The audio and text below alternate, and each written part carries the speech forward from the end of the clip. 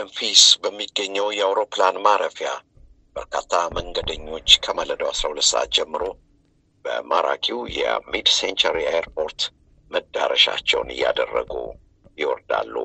በዚሁ አውሮፕላን ማረፊያ በዚሁ የመንደርደሪያ አስፋልቶች ምሽት ላይ የሚታዩት ደግሞ ፍጹም የተለዩ ናቸው። ጥቅል የያዙ የፌዴክስ አውሮፕላኖች ከምሽት እስከ ንጋት የሜምፊስን አውሮፕላን ማረፊያ ሞልተው ይታያሉ። የአውሮፕላኖቹ ዕቃ መጫኛ ተከፍቶ ውስጡ የያዟቸው ጥቅሎች ይወጡና በካርጎ ጥግ ክፍል ጥቅሎች ወደ የትኛው ግዛት እንደሚሄዱ በጥልቀት ከተፈተሹ በኋላ ጎህ ሲቀድ የተመረጡትን ፓርሰሎች ወደ መዳረሻቸው ይዘው ልብስ ይላሉ። አሎ አሎ አሎ፣ እንዴት ከረማችሁ ውድ የመሴ ሪዞርት ቤተሰቦች፣ እንዴት ናችሁ? ከሚሲሲፒ ወንዝ አቅራቢያ ከምትገኘው የቴኔሲ ውብ ከተማ የተላከላችሁ የፌዴክስ ጥቅል ደረሳችሁ? ታውቃላችሁ? ከሜምፊስ ተወዳጅ አውሮፕላን ማረፊያ ሚድ ሴንቸሪ ኤርፖርት በየዕለቱ ጠዋት የሚሰራጩ ጥቅሎች ግን በመላው ዓለም መዳረሻቸውን አድርገው 4 ሰዓት ባልሞላ ጊዜ ውስጥ በየቤታችን ይደርሳሉ። ፌዴክሶች እነኚህን ወደ መላው ዓለም የሚደርሱ ጥቅሎች ፍጹም አስተማማኝና ቀልጣፋ በሆነ ሁኔታ ለማድረስ የሚያደርጉትን ጥረት ለተመለከተ በዚያ የሜምፊስ ኤርፖርት እጅግ እጹብ ድንቅ የሆነ ስራ እየተሰራ መሆኑን ለመከታተል ይችላሉ። እነ ቢል ጌትስ እና አማዞን በፊት የአንደኛው ክፍለ ዘመን ስልጣኔ ፈርቀዳጅ የሆነውን ይህን ቴክኖሎጂ የፈጠረልን ፌዴክስ ነው። የዚህ ዓለምን የለወጠ ታላቅ ኩባንያ መስራችና ባለቤት ደግሞ ፍሬድ ስሚዝ ይባላል። ስሚዝ ታላቅ ራዕይን አንግቦ ቢነሳም የቅርብ ሰዎቹ ራሳቸው ሊረዱለት አልቻሉም። በትምህርት ቤትም ቢሆን ውጤቱ ልክ እንደ ሌሎቹ የዓለማችን ታላላቅ ሰዎች የሚሰጠውን ደረጃ እጅግ የደከመና የወረደ ነበር።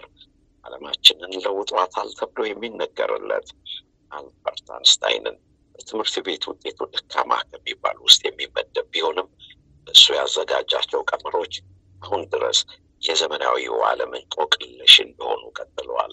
አንስታይን በአስተማሪዎቹ ደካማና ሰነፍ ተማሪ በሚል እጅ በጆሮ ይዞ ክፍል ውስጥ ቢገረፍም እሱ ግን ለዓለም ያበረከተው ስጦታ እጅግ የተለየ ነበር። አዎ እውነት ነው።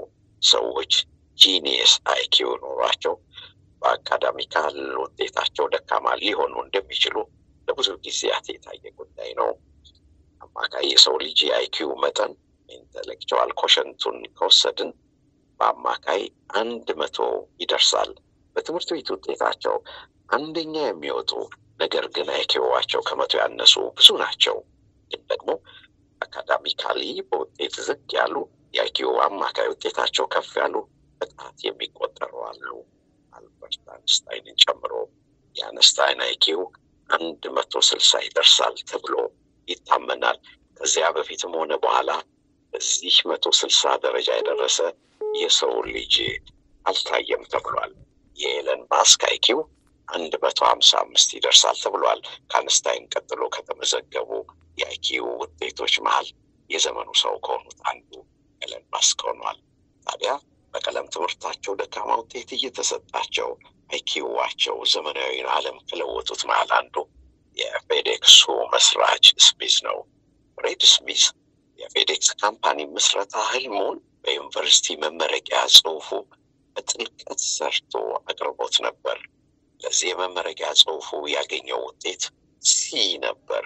በወቅቱ ይህን ጽሑፍ ያረሙት ፕሮፌሰር ያላዩት ነገር እጃቸው ላይ ገብቶ ያነበቡት ወረቀት ዓለምን የሚለውጥ የመልቲ ቢሊየን ዶላር ጥናት መሆኑን ነው። የስሚዝ ዓላማ ምርጥና ርካሽ በሆኑ ዘዴ የተያዙ ጥቅሎችን ከቦስተን ወደ ዲሲ፣ ከኒውዮርክ ወደ ባልቲሞር በቀላሉ ማጓጓዝ ሲሆን ይህንንም የሚያደርግ ሁሉም ጥቅሎች ከአንድ ቦታ ከሜምፊስ ተነስቶ እንዲጓዙ በማድረግ ነው።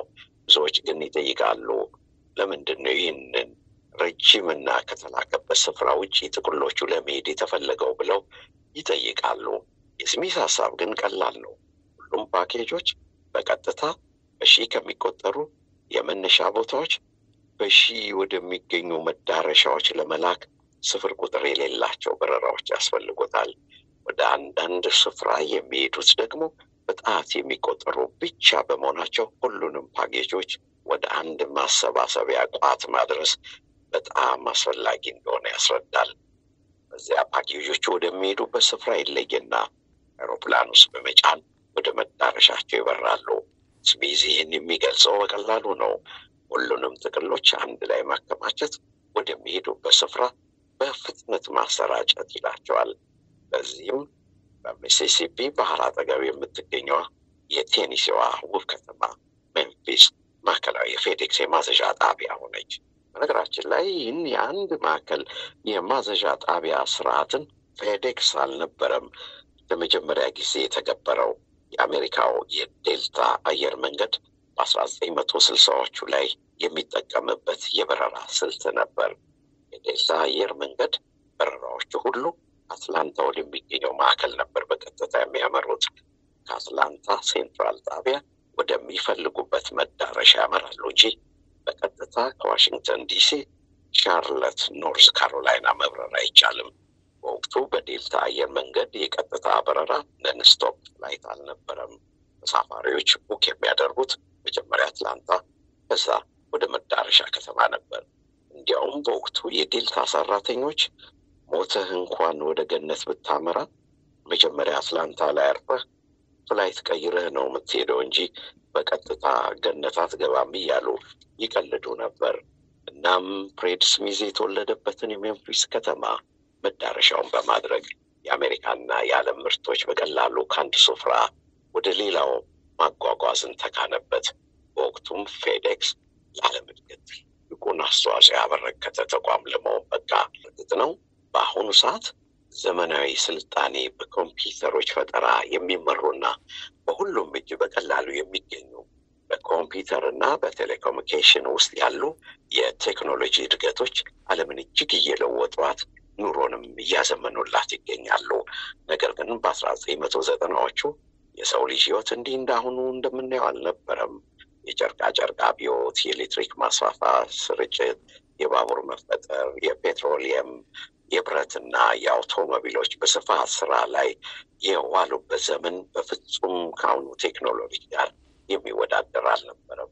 ያን ጊዜ የካርጎ እቃዎች ከአንድ ቦታ ወደ ሌላው ሀገር የሚጓጓዙት በእንፋሎት በሚሰሩ መርከቦች እየታገዙ ነበር። በእርግጥ አሁን የባቡር እና የመርከብ ካርጎ ጊዜ ወሳጅና ኋላ ቀር ናቸው ብለን ብናስብም እስካሁን አገልግሎት እየሰጡ ይገኛሉ።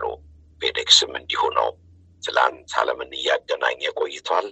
አማዞን የኮምፒውተር ቴክኖሎጂን ጨምሮበት ስራውን አንድ እርምጃ አሳድጎለት ቀጠለው እንጂ ፌዴክስ አሁንም እንደ ባቡርና መርከቦቹ አሁን ድረስ አገልግሎት እየሰጠ ይገኛል። ለዘመናዊ ዓለም ትልቅ ስኬትና አስተዋጽኦ ያደረገው ፌዴክስን የመሰረተው ፍሬድ ስሚዝን ዛሬ ያነሳ ነው በቅርቡ ከዚህ ዓለም በሞት መለየቱን ምክንያት በማድረግ ነው። በአሁኑ ሰዓት የአሜሪካ መገናኛ ብዙሃን የስሚዝን ህልፈት በመጀመሪያ ገጻቸው ይዘው መውጣታቸውን እንደቀጠሉ ይገኛሉ። አዎ እውነት ነው። አማዞን ከመመስረቱ በፊት ጄፍ ቤዞስ የቬኒሳን ባህር አዘግቶ የድጋሚ ጋብቻውን ከማድረጉ በፊት ፍሬድ ስሚዝ የዓለምን ስልጣኔ ለማሳለጥ የታሸጉ ካርቶኖችን ከአንዱ ዓለም ወደ ሌላው ከአንዱ ጫፍ ወደ ሌላው ጫፍ ሲያዳርስ ኖሯል።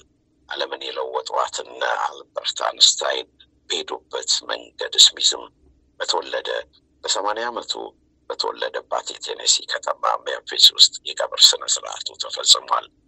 ያ በመላው ዓለም ጥቅሎችን በአቬሽን ሲያሳልጥ የነበረው ታሪካዊ ሰው የቦርድ ስብሰባ አለብኝ ብሎ ሰማያዊውን ሱፍ ልብሱንና ነጭ ሸሚዙን አድርጎ ለመውጣት አልታደለም። ለሚደግፈው የሪፐብሊካን ፓርቲ ቼክ ጽፎ የእርዳታ እጁን መሰንዘርም አልቻለም። በአሜሪካ ዩኒቨርሲቲዎች ታሪክ በእድሜ ሶስተኛው አንጋፋው ከሆነው የየል ዩኒቨርሲቲ ተመርቆ ዩኒቨርሲቲው የሚያደርገው የምርምር ስራ ማገዝ አልቻለም። በቃ ፍሬድ ስሚዝ ቤተሰቦቹ እንደገለጹት ሰላማዊ ሞቱን በቤተሰቦቹ እንደተከበበ ተቀብሎታል። የ10 ልጆች አባትና የፌዴክሱ መስራች ባለብዙ ተሰጥኦና ታታሪው ስሚዝ ሩጫውን ጨረሰ። ዓለማችን ግዙፍ ኤር ካርጎ የአየር የጭነት ማጓጓዣ መስርቶ ፌዴክስን ለ50 ዓመታት ዋና ስራ አስፈጻሚነት የመራው ጠንካራው ስሚዝ ታጠፈ። ብዙዎች ጥቃቅኗን ነገር ላይ ጭምር ትኩረት ማድረጉን በመመልከት ስውር አይን ያለው ስራ አስፈጻሚ ነበር ይሉታል።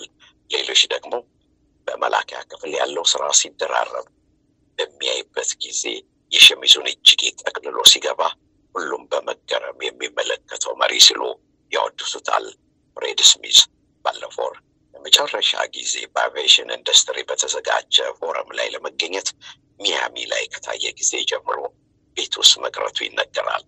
ስሚዝ ፌዴክስን ሲመሰርት ለመጀመሪያ ጊዜ በ1973 ከዛሬ 52 ዓመት በፊት ያጓጓዛቸው ጥቅልሎች 186 ሲሆኑ ለ25 ከተሞች በ14 ፋልኮን የንግድ ጀቶች ነበር። የመጀመሪያ ንግዱን ብሎ የጀመረው በዚያ ወቅት ኩባንያው 400 ሰራተኞች ብቻ የነበሩ ሲሆን ቢሮዎቹም ጎጆ መሳይና ምቾት የሌላቸው እንደነበሩ ይነገራል።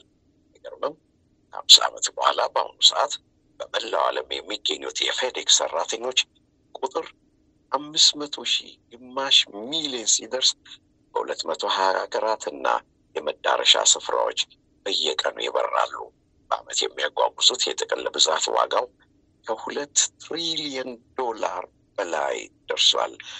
በመጀመሪያ ሐሳብ በኋላ ላይ ሐሳቡን በተግባር ላይ ያዋለው እንደ አንስታይን በትምህርት ቤት ውጤቱ በአስተማሪው የተወገዘው በሙሉ የመዝገብ ስሙ ፍሬዴሪክ ዋላስ ስሚዝ ከማንም በፊት ዓለምን ለውጦ በተወለደባት ከተማ አርፎ ነፍሱ ወደ ገነት ከመሄዷ በፊት ሜምፊስ ላይ አርፋ አውሮፕላን ቀይራ ወደ ፈጣሪዋ ተጉዛለች። ሁላችንም ጉዞ ላይ ነን። እንሰነባበት። በመመረቂያ ጽሑፋችሁ እንደ ስሚዝ ተሰጥቷችሁ ታሪክ የሰራችሁ እነማን አላችሁ? እስቲ እንያቸው። ይህችን ምድር እንደ ስሚዝ በክብር ስንለቅ ኮኔክሽን ፍላይት አይኖራችሁ። በቀጥታ ወስዶ በፈጣሪ ጎን ያስቀምጣችሁ። መሴ ነፍሴ የኩሩ ኢትዮጵያዊ ደማከሴ ሴይ ላቪ